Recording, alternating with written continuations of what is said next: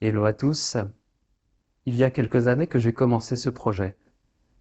D'envie à la cinquantaine bien entamée de raconter l'histoire de l'enfant que je fus, qui a croisé le chemin d'une véritable psychopathe, et qui n'aura eu de cesse de vouloir survivre jusqu'à s'en libérer.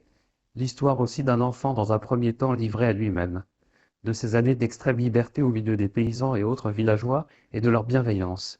Ces années qui seront plus tard le moteur même de sa survie et de l'espoir qu'il existe quelque chose de mieux. J'avais donc commencé par investir plusieurs dizaines de milliers de francs dans du matériel vidéo et audio, et conçu un projet qui parlerait à la fois de mon enfance mais aussi de la vie au village, faisant un ping-pong entre le passé et le présent. Le temps passant, et après le Covid, je me suis rendu compte que je n'avais plus la santé pour ce projet, jusqu'à l'avènement de l'intelligence artificielle générative, celle qui permet d'un simple texte de créer une vidéo.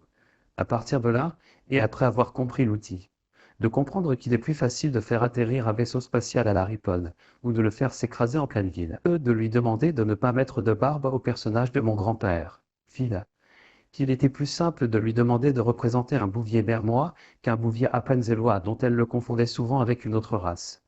Ce retour au village de Sulan. Un Sulan rêvé par une machine de ce qu'elle comprend de nos hameaux du Gros-de-Vaud.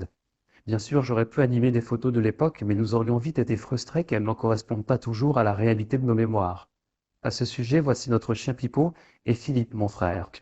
C'est l'unique photo que j'ai d'eux, et la voir s'animer est un sentiment tout particulier que je vous conseille d'essayer avec vos vieilles photos. Il y a quelques semaines, je vous aurais aussi dit qu'il était impossible de reproduire le même visage plus d'une fois. C'est d'ailleurs pour cela que vous verrez plusieurs versions de la même personne, plus ou moins gros ou plus ou moins âgé. Mais cela n'est plus tout à fait vrai.